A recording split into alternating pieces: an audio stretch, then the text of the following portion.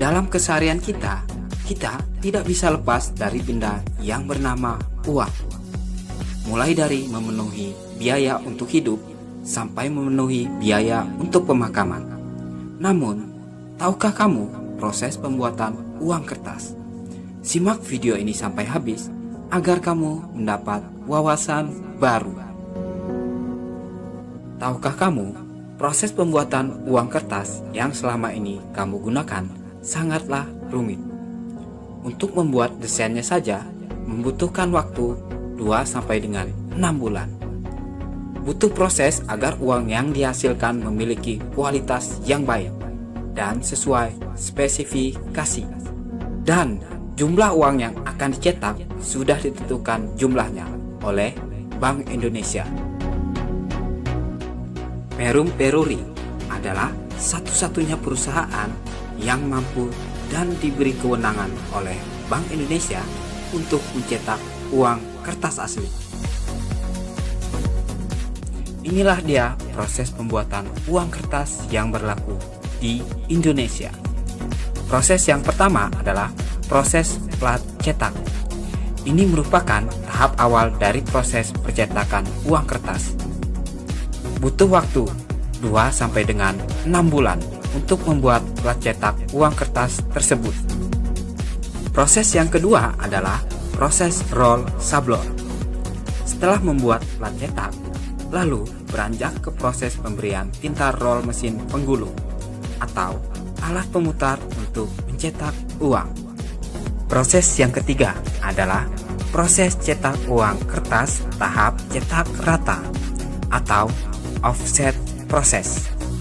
Setelah plat dan roll pencetak uang sudah siap, maka kini dimulailah tahap pencetakan uang kertas. Satu lembar kertas besar tersebut memuat 45 sampai dengan 50 lembar uang. Untuk lembaran uang Rp1.000, Rp2.000 dan Rp5.000 memuat 50 lembar uang per kertas. Sedangkan untuk lembaran uang Rp10.000 sampai dengan Rp100.000 memuat 45 lembar per kertas. Ini merupakan tahap awal di mana pemberian warna dasar uang. Proses yang keempat adalah proses cetak uang kertas tahap cetak dalam.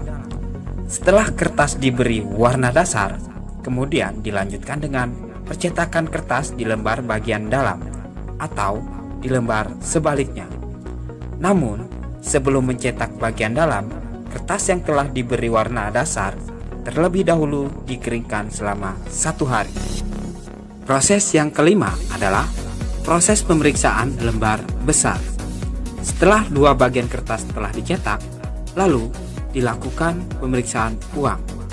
Pemeriksaan ini dilakukan secara manual oleh karyawan guna melihat apakah ada kerusakan dalam proses produksi.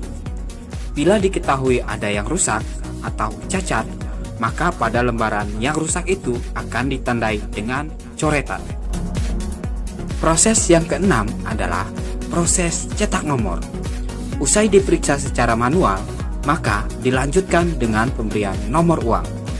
Nomor uang ini disesuaikan dengan pesan Bank Indonesia.